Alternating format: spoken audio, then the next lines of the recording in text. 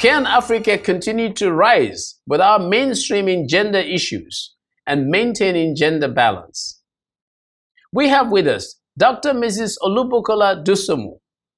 Dr. Dusomu is principal, founder, and proprietress of the prestigious Toddlers Haven and Junior Heights Elementary School in Gwagwalada in the Federal Capital Territory of Nigeria. She is a medical doctor by training and was the Federal Capital Territory chapter president of the National Association of Proprietors of Private Schools. Please join me in my discussion with Dr. Mrs. Dusomu.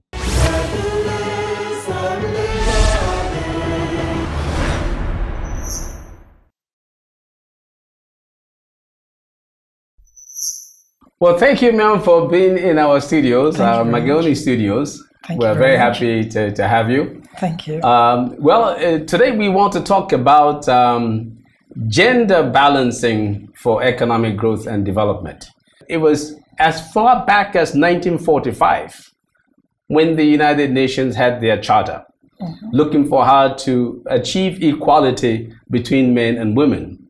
And since then, we've been working on the so-called gender mainstreaming and gender balancing. So in that regard, would you say that there is progress so far in bringing about this balancing between men and women, the so-called gender mainstreaming? Would you say that there is progress so far? Thank you very much, Mr. Kpakol. I wouldn't say we're doing well in Africa. That's the honest truth. We're not doing well in Africa as a continent, and in Nigeria as a nation.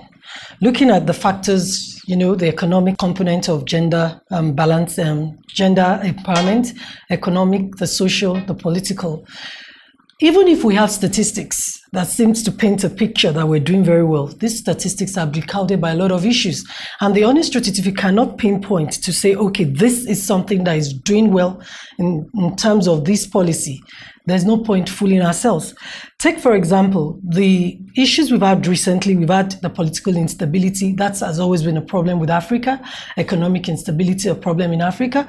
Recently, the security issue is already overwhelming us, the security instability. And we seem to have dropped down back to the bottom of the ladder of Maslow's theory on survival of man. When we look at the education component, for example, the girl-child issue, look at the number of Nigerian children or the Nigerian girls or the African girls that are still out of school. We're trying, but we're not yet there. Last year, the National Economic Summit Group for Nigeria focused on education, particularly the girl-child education, and a lot of issues came up. If we're talking about gender balancing, if we're talking about gender empowerment, which obviously is the cornerstone of development of any nation, the girl-child education is important because that is the first, looking at the stages for gender empowerment, we have education followed by economy, and then it's at the tip that we have the political. What we try to use to measure our success is the number of women that are in the House of Assembly, number of women in the Senate, the number of women ministers, women commissioners, women. Yes, those are successes. But what do these women up there, what do they translate to the foundation, as in terms of the girl child, the basis, the foundation of where we're starting from? Also, if you look at the unemployment rate, it's still not getting better. The processes for startups in Nigeria, it's crazy, it's ridiculous.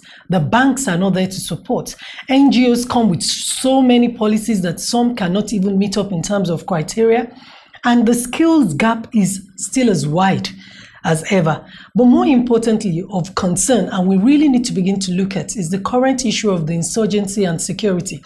Whatever gains we've made are being threatened. If you look at an IDP camp, and do a census of the population there. These women are there. And these women, just like we know that if you train a woman, you train a nation. But is that because the men, is that because the men are killed? Well, yes, the men are killed. Isn't that then worse for men than for men? At least women are alive. No. Well, okay. Maybe in the mindset of the terrorists, they believe that if the women are preserved, they'll preserve the society, maybe to an extent. But that's on a lighter note. Let's look at the issue on ground. The women are there. The children, they're the IDPs. So if we don't look at the issue of the political, the economic, most importantly, this security, this insurgency that is ravaging Africa, look at Nigeria in particular. All what we've gained Is actually we're losing it gradually. But doctor, let me I bring you back just a little bit.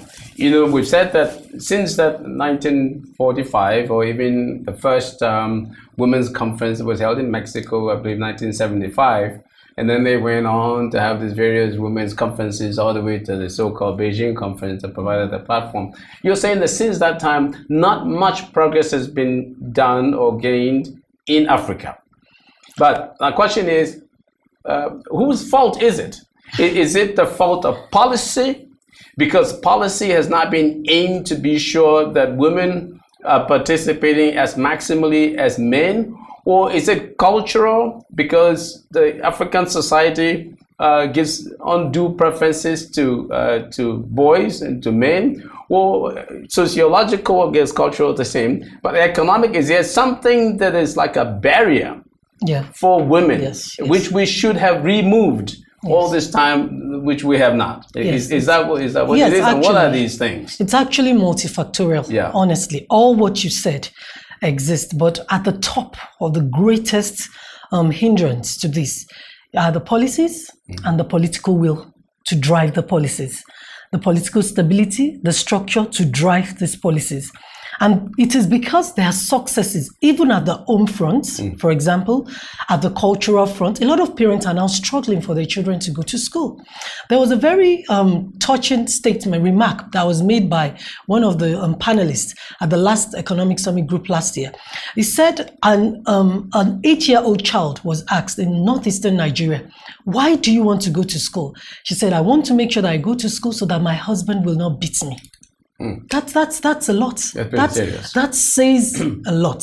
So that means at the cultural level, at the home level, a lot is being done. But we need to do more. At the economic level, a lot is being done. No, but really, is a lot being done? I mean, let's be realistic. Is a lot really being done at the home level?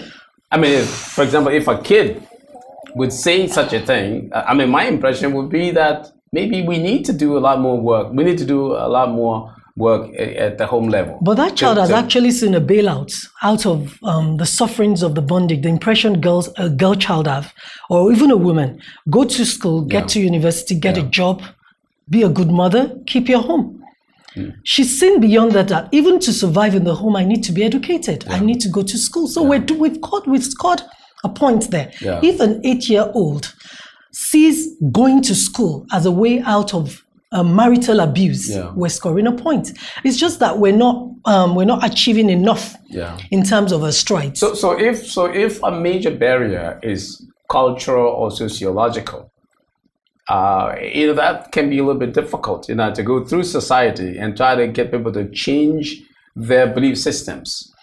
Their ways of conducting their society to say, all right, now we got to make sure that we do more for women, or what? Should there be some sort of an affirmative action that is taken, let's say in Nigeria, at the local government level, where a local government chairman comes out and says, I'm going to give preferences to households that have children in school or something? Still goes back to what? Policies. Still goes back to political will to drive the policy. Still goes back to absence of forces interfering the willpower of the local government chairman that comes up and says, this is what I want to do. This is the amount I'm voting for so and so households with girl children that are not doing this and not doing that. But we know that the uno factor in Nigeria is a problem. We know that transparency is still a problem. People that need these opportunities don't always get it, and that's why you see the home but the front. Opportunity is just go to school.